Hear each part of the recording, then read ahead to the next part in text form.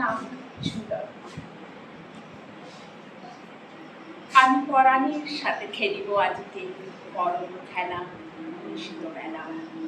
সগন বর্ষা গগন আধার, হেরো বাড়ি ধারে কাটে চারিধার। ভীষণ রঙ্গে ভবতরঙ্গে ভাষায় ভেলা, বাতিল হইছি স্বপ্ন শয়ন করিয়া ভেলা। রাত্রি বেলা ওগো গগনে গগনে সাগরে আজি কেটি কল্লোল দেদোল দোল। পশ্চাৎ হতে হাহা করে হাসি মত্ত ঝটিকা ঠেলা দেয় আসি। যেন এ লক্ষ যজ্ঞ শিশুর অট্টরোল, আকাশে পাতালে পাগলে মাতালে হট্টগোল দেদোল দোল। আজি জাগিয়া উঠিয়া পরানো আমার বসিয়া আছে বকির কাছে। থাকিয়া থাকিয়া উঠিছে কাঁপিয়া, ধরিছে আমার বক্ষ চাপিয়া। নিঠুর নিবিড় বন্ধন সুখে হৃদয় নাচে, তাসে উল্লাসে পরানো আমার ব্যাকুলি আছে বুকের কাছে।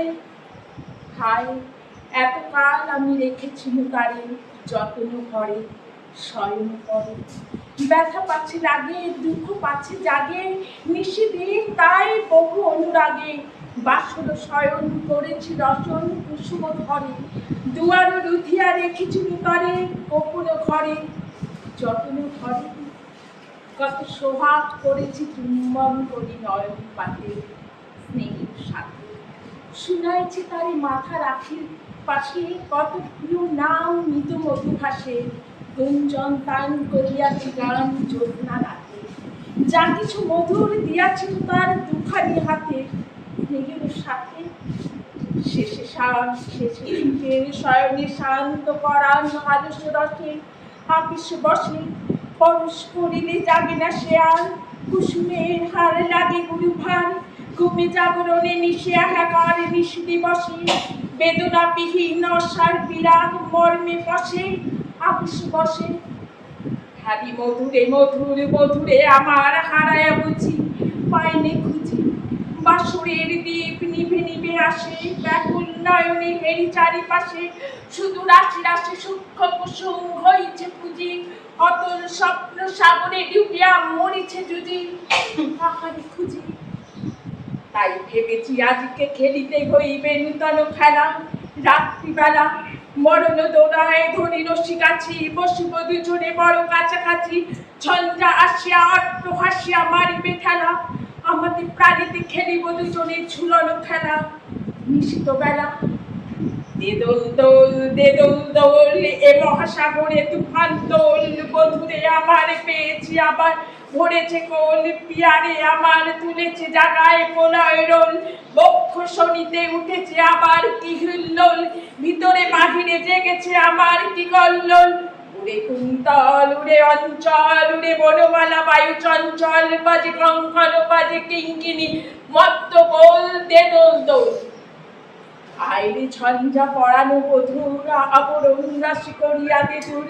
করি লুণ্ঠন অবগুণ্ঠন বসন খোল দেদোল দোল। তারিতে আমাতে মুখোমুখি আজ চিনি লবদোহে ছাড়ি ভয় লাজ। বক্ষে বক্ষে পরশি বদোহে ভাবে দিব দেদোল দোল। স্বপ্ন টুকিয়া বাহিরেছে আজ দুটো পাগল দেদোল দোল। একটা ছোট্ট 2 মিনিটে মানে কয়েকটি কথা বলার জন্য বিরতি নিচ্ছি। এখানে সকলেই মোটামুটি উপস্থিত আছি।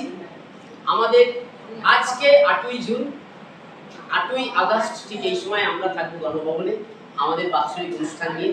এবার আপনারা সকলেই জানেন জেনেছেন এবারে অনুষ্ঠানটা একটু অন্যরকম বড় করে হচ্ছে, সলিল চৌধুরী সন্ধ্যা। তো তার প্রস্তুতি পুরো দমে চলছে। একদিকে ঈশিতাদির নেতৃত্বে আবৃত্তির লড়াই চলছে, আমরা স্নিগ্ধার বাড়িতে গানের লড়াই করছি, নাটকের লড়াই শুরু হবে কাল থেকে। অভিরুদ্ধা আজকে ফ্রি হয়ে যাচ্ছেন, আজকে নাটকের পর তারপর নাটক শুরু হবে, একটা জমজমাট অনুষ্ঠান। কতটা আমরা এগিয়েছি একটু ইনফরমেশন সবাইকে দিয়ে দিচ্ছি। আমাদের হল বুকিং হয়ে গেছে 8ই আগস্ট, আমাদের সাউন্ড কথা হয়ে গেছে, মিউজিশিয়ানদের সঙ্গে কথা হয়ে গেছে। অতিথি হিসেবে যাদের পাওয়ার প্রবল সম্ভাবনা তারা প্রাথমিক মৌখিক স্বীকৃতি দিয়ে দিয়েছেন আমাদের। যে সলিল চৌধুরীর কাছের মানুষ যারা আসবেন, কল্যাণ সেন বরাট এবং কঙ্কন ভট্টাচার্য, উনি আইপিটি এর একজন সদস্য এবং বিশিষ্ট বেহালা বাদক। উনি বলেছেন আসবেন, এখনো অব্দি কনফার্মেশনটা সম্পূর্ণ হয়নি যদিও। আপনারা অনেকেই জানেন শ্রী দুর্বাদন চট্টোপাধ্যায় বিখ্যাত অ্যারেঞ্জার এবং সলিল চৌধুরীর সঙ্গে কাজ করেছেন, তারা শেয়ার করবে তাদের কথা। একজন বিশিষ্ট ব্যক্তিত্ব, প্রবীণ ব্যক্তিত্ব, সাংবাদিক, বিশেষ করে এই সংস্কৃতি জগতের সাংবাদিক ছিলেন শ্রী সমীপ বন্দ্যোপাধ্যায়। ওনার সঙ্গেও আমাদের কথাবার্তা এগিয়েছে কিছুটা। তো এই সময় উত্তরপাড়া থেকে উত্তরপাড়া যিনি ভদ্রলোক, হ্যাঁ সে তো আছে, মানে এই পুরো ব্যাপারটা যন্ত্রাংশের সঙ্গে যিনি নেতৃত্ব দেবেন তিনি হচ্ছেন আমাদের জানেন উত্তরপাড়ায় সিনথেসাইজারের একজন প্রবীণ ব্যক্তিত্ব পুলক শর্মা। পুলক শর্মা থাকছেন এবং গিটারে যিনি আরেক প্রবীণ ব্যক্তিত্ব উত্তরপাড়ায়, যাকে আমরা টোকনদা বলে সবাই চিনি, সন্দীপ ব্যানার্জি। এনারা সকলে এগিয়ে এসেছেন এবং সবাই বলছেন যে প্রোগ্রামটা যাতে খুব ভালোভাবে হয় সেই জন্য প্রত্যেকে কাঁধে কাঁধ মিলিয়ে আমরা লড়াই করছি এবং সব সদস্যরাও লড়াই করছেন। রিহার্সাল চলছে, মহড়া চলছে, একটা হইহই ব্যাপার হচ্ছে, আলুর চপ খাওয়া হচ্ছে, চা খাওয়া হচ্ছে। আর সকলকে অনুরোধ যে কার্ড বিক্রি নিয়ে একটা ভয় আতঙ্ক সবার মধ্যে আছে। যারা রিহার্সাল করছেন তারা যদি কনফিডেন্স পেয়ে যান যে হ্যাঁ আমরা একটা কিছু দেখাতে চাই মানুষকে নতুন করে, তারা কিন্তু সেই অনুযায়ী আমরা সবাইকে কনভিন্স করতে পারবো যে তাদের হলে দর্শকদের নিয়ে আসবো আমরা। কারণ একটা অভিনব অনুষ্ঠান, এটার সম্বন্ধিত আলোচনা হয়েছে, আমি বলেছি যে একই মঞ্চে গান, কবিতা, নাটক, অডিও ভিজুয়াল, সিনেমা সবকিছু হবে এবং খুব অন্যরকম ভাবে আমরা সলিল চৌধুরীকে উপস্থাপন করব, যেটা সাধারণভাবে হয় না।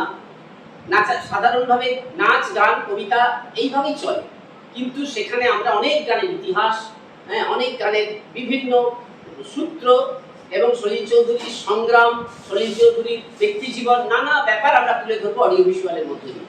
সুতরাং সকলের কাছে আবার অনুরোধ, সবাই জাগ্রত হন, যাতে আমরা 8 তারিখে অনিকদার কথা নিয়ে বলছি, অনিকদার কথা ধার করে বলছি, আমরা শপথ নিতে চাই যে আমরা একটা সফল অনুষ্ঠান দেবো আগামী 8ই আগস্ট, যেটা একটা মাইলস্টোন হয়ে থাকবে শিলংয়ে।